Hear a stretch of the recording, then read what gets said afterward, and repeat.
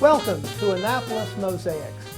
Our program spotlights people in our community who are involved in activities designed to promote good human relations.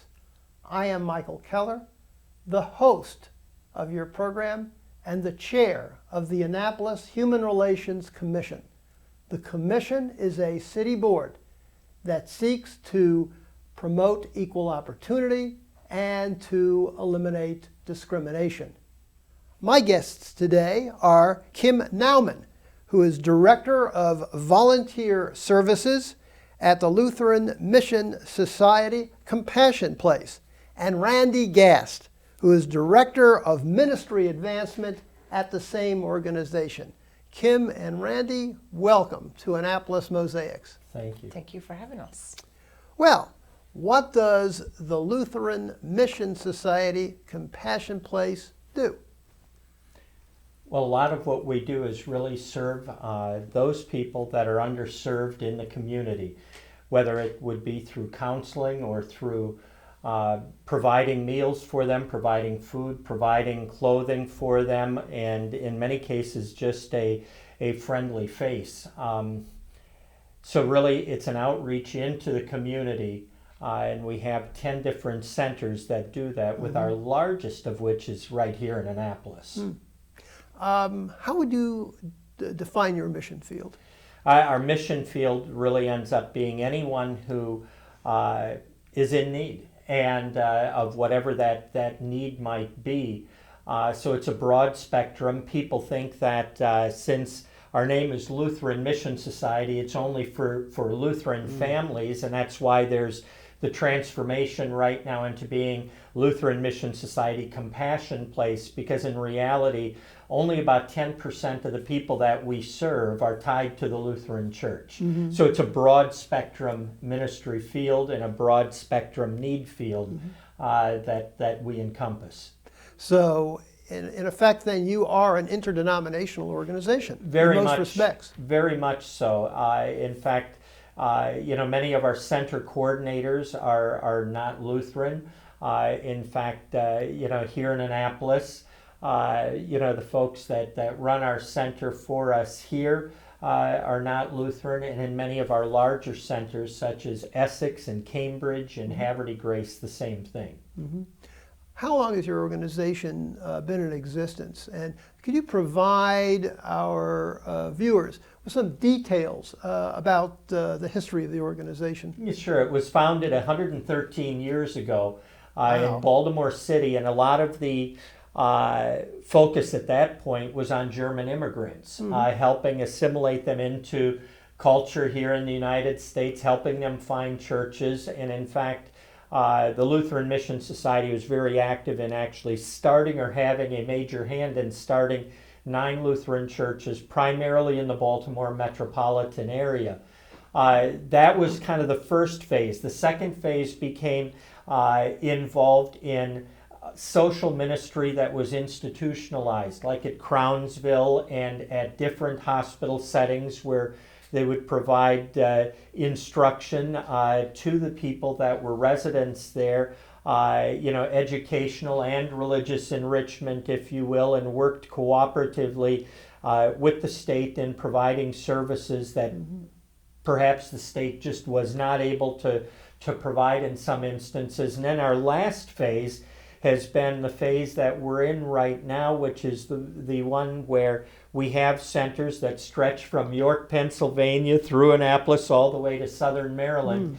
And those are meeting the more basic needs of the people within those areas, in the forms that we just discussed, with the clothing, with the food, with the counseling services.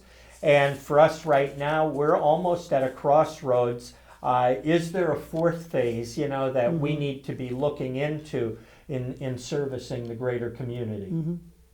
The heart of your operation is the compassionate centers. Could you tell our viewers a little bit about them in terms of how they operate, where they are? I know that you've got one here right in the city of Annapolis, but that you have others. Could you give us a sense of what they do and the scope and breadth of them? Well, we have 10 centers. They range, like Randy said, from Annapolis. I'll name them all for you. We have Annapolis, Essex, Fellows Point, Havre de Grace, Hyattsville, Emmanuel Church, which is in Baltimore City also. Fellows Point, York, Pennsylvania, Southern Maryland, Yeah. And I think you've got them Hyattsville. covered then. Yes. Yeah. Go ahead. our centers, like Randy said, reach out to those that are in need, and whether they need to come in for help for food, clothing, spiritually, we're there for them. And that becomes one that becomes all-encompassing. We have people that will come to us that are in need of housing as well. And so especially, I know there's a story that with a snowstorm here in Annapolis a couple of years ago, someone reached out to our center there, to Audrey Sheets, who is our director of that center, and needed assistance in a 20-inch snowstorm because they were homeless. And between the work that Audrey did and also the police department here in Annapolis, they were able to secure suitable housing. We also at our centers realize that there are people that are homeless. For instance, we received a huge donation from Home Depot of patio furniture cushions, and we distributed that to people in homeless areas so they didn't lay on the cement or the grass or that kind of thing. It becomes in our centers the needs of the people in the area. We hope that we're an agency that becomes a religious outreach to them and showing that there is somebody that cares about them in the state that their need provides. The Lutheran Mission Society also provides affordable counseling to members of the community in a wide variety of areas through its Compassionate Grace Counseling Centers. Could you talk a little bit about those? With those, we have referrals that come from some school systems. For that, we have referrals that will come from government agencies. We have referrals that will come from churches, and then we have folks that just seek us out because they feel with us being religiously affiliated, there will be a second layer of benevolence, if you will, in dealing with them. How we do this is we will take exactly what insurance will provide. For others, we make arrangements at certainly a rate much lower than what insurance would provide to help them out. And quite honestly, we have some folks that can't afford anything through the counseling, so we have honest angels that will provide monies to support those counseling efforts. In the time that I've been with our organization, we have not turned anyone away.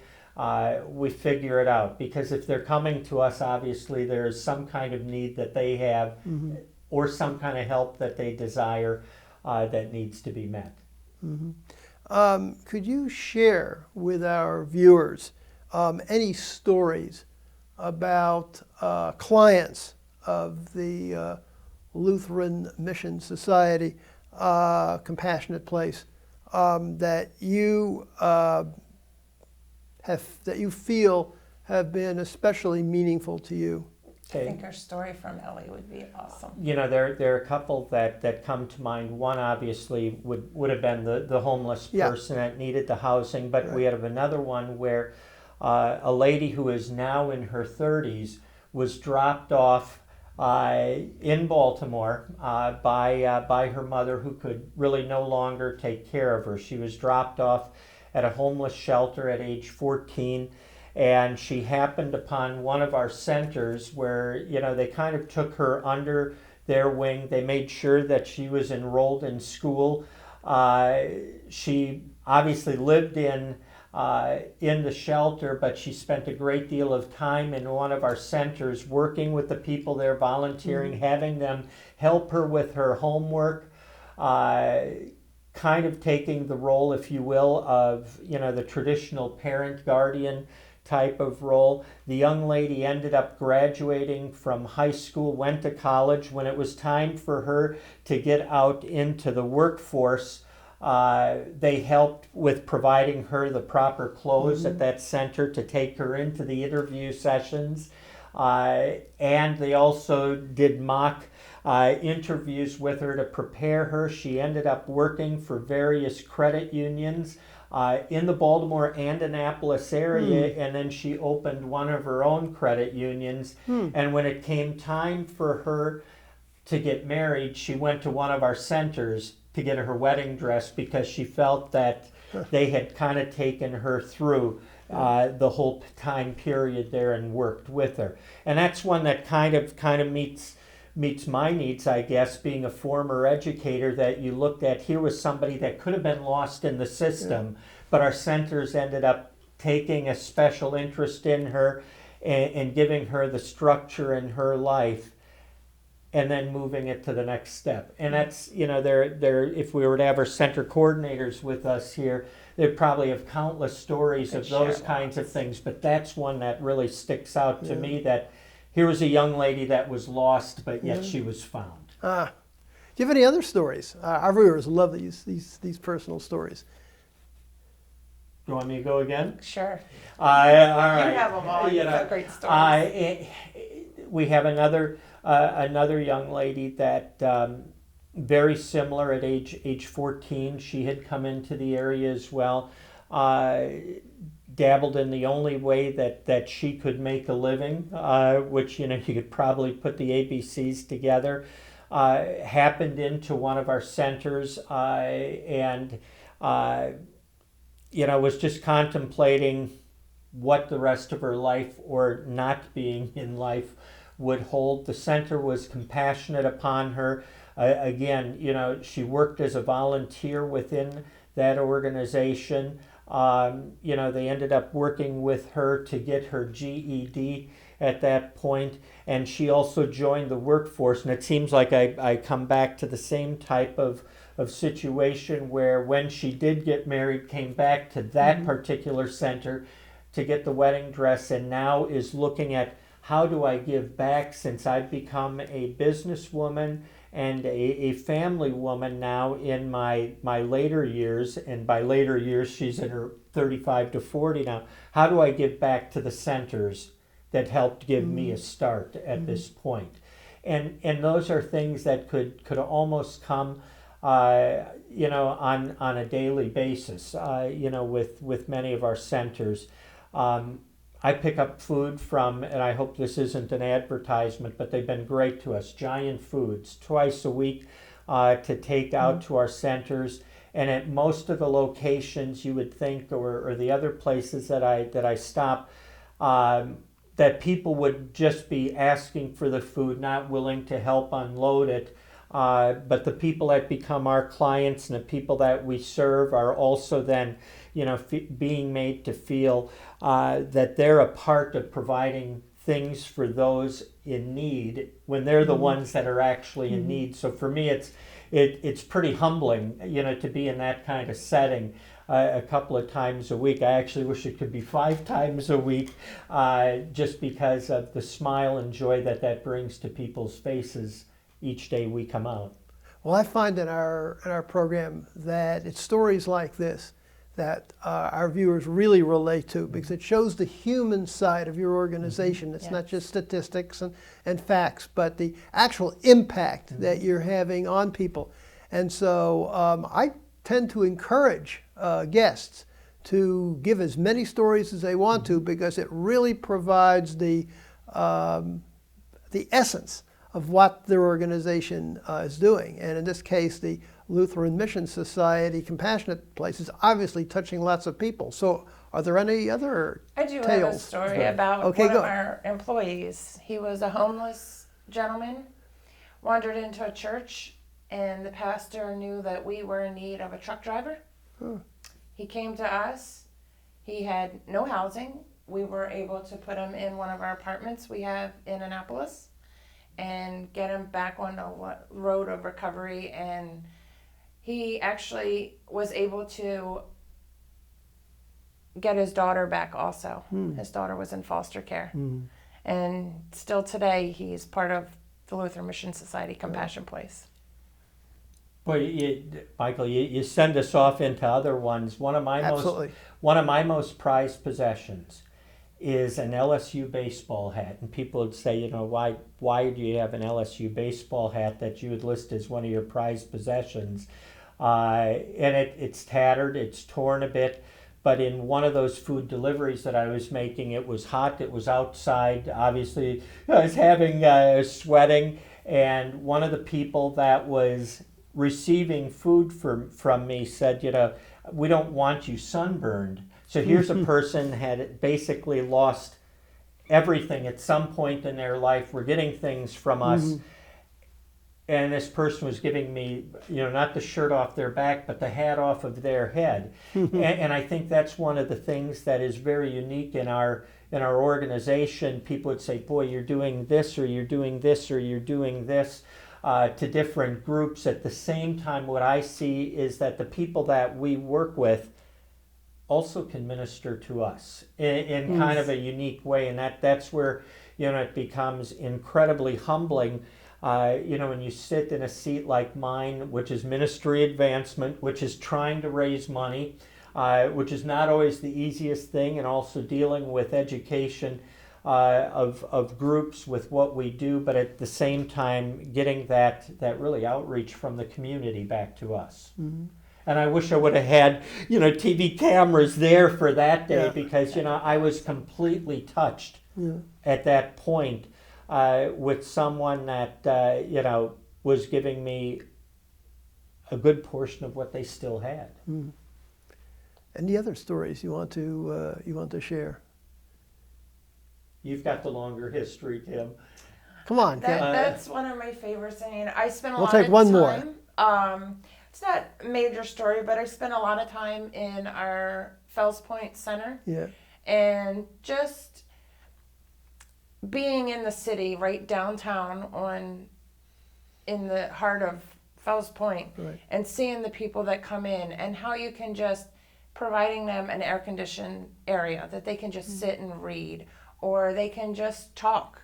And people that come in, same in the winter, come in, it's a warm place.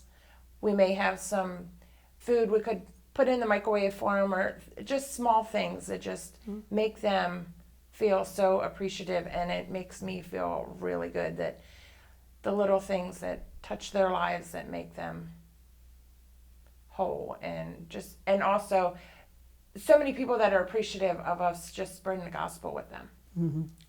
The ministry itself. Well, you're clearly touching a lot of lives and making a difference for hundreds and hundreds of people, and I think those stories illustrate it. The next, I think, question which flows very, very, very quickly from the stories is to inquire whether the Lutheran Mission Society Compassionate Place makes use of volunteers, and I believe that you do. So in what capacity can a person who wants to volunteer for your organization help you continue this good work in terms of making a difference? I would say 90% of our organization is run by volunteers. And we use volunteers in every aspect, whether it's something like Randy does. We have, right here in Annapolis, we have volunteers that would go to places like Giant and Safeway that offer us donations and bring them back to the centers to use. We use our volunteers in our centers just to bring in donations that people bring to us, sorting through them, seeing how we can use them, putting them out. Bagging up groceries, helping us unload trucks, just being there for people. We find that, in our centers and in our ministry and in our work, that a lot of times the work of a volunteer to those in need actually has a greater impact than anything that we could do, because I think the folks that we serve realize that these people don't have to be there, but they're working, in our centers to provide assistance and help for the need that folks have. We could not exist without volunteers. We'd be dead. Well, other than volunteering, what are some of the other ways in which residents of Annapolis and Anne Arundel County, and that's who's going to be listening to the show, what are some of the other ways that they can help advance the work that you're doing? One way is through donations. We take donations of all sorts. We have clothing, furniture, anything you can think of, households. We also do pickups if someone is in need of, you're moving and you're ready to donate large items. You can call our office, schedule a pickup. We have men on our trucks that come out and can pick that up for you and bring it back to our centers. And I think it goes real deep. And here I'm going to give the stats that, aren't Stats are good. Stats are good. They're good, Randy. We give away over 200,000 items of clothing per year, between 20 and 30,000 just here in Annapolis, probably closer to 30,000. This year, because of food donations and the generosity of individuals in places like Costco, Giant, and others, we'll give away 70 tons of food. We give away 20 to 30 bags of groceries that are recorded to Kim's office here in Annapolis every Wednesday, and all of it's not enough. We just can't keep up. And so, as Kim, spoke eloquently about, that is one of the great needs. Thoughts and prayers.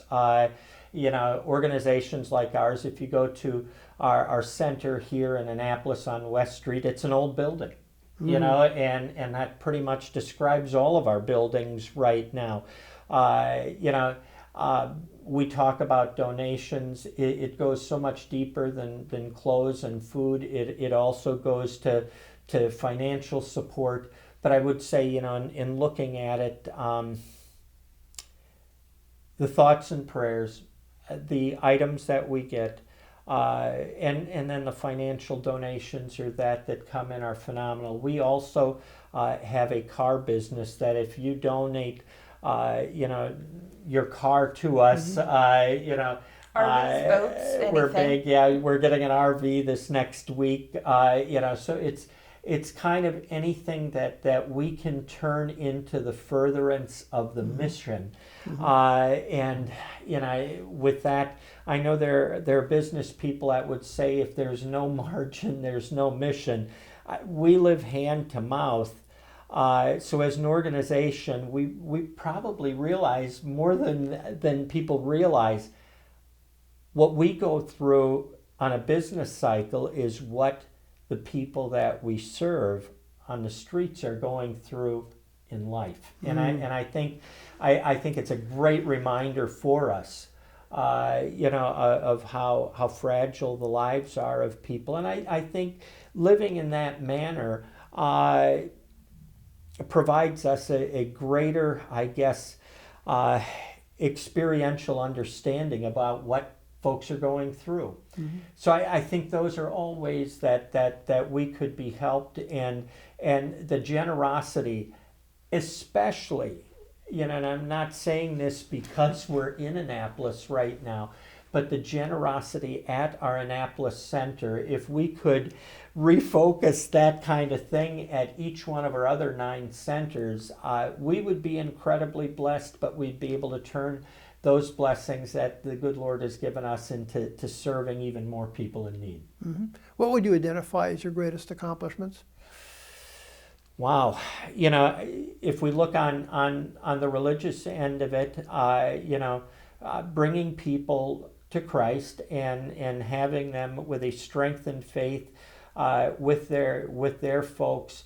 And I guess if people want to look at, a qualified answer with that kind of thing, I look at last year we gave away 150,000 articles of clothing. This year we're giving away 200,000 articles of clothing. Last year we gave away 10 tons of food. This year we're going to give 50 tons of food or 70 tons of food, depending on how the last half of the year goes. And I think I look at those kinds of things coupled with the stories that Kim and I were to give you, and we live success as measured by our people that we serve each and every day. And I would say that it's an ongoing accomplishment that we get to experience and be a part of.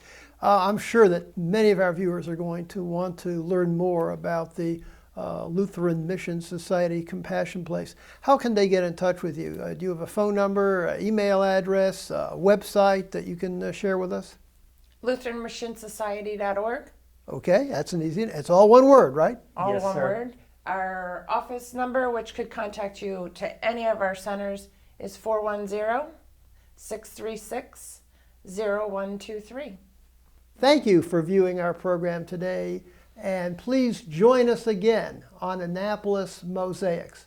If you would like to have more information about the Annapolis Human Relations Commission, please jot down the information that you find on the screen. You can reach us at 410-263-7998 or by email at hrcommission@annapolis.gov, or check out our page at the City of Annapolis website. Go to www.annapolis.gov, click on City Government, Boards and Commissions, and then scroll down to the Human Relations Commission page. And always remember the words of Dr. Martin Luther King Jr., who said, "We have flown the air like birds and swum the seas like fishes, but have yet to learn the simple act of walking the earth as brothers and sisters."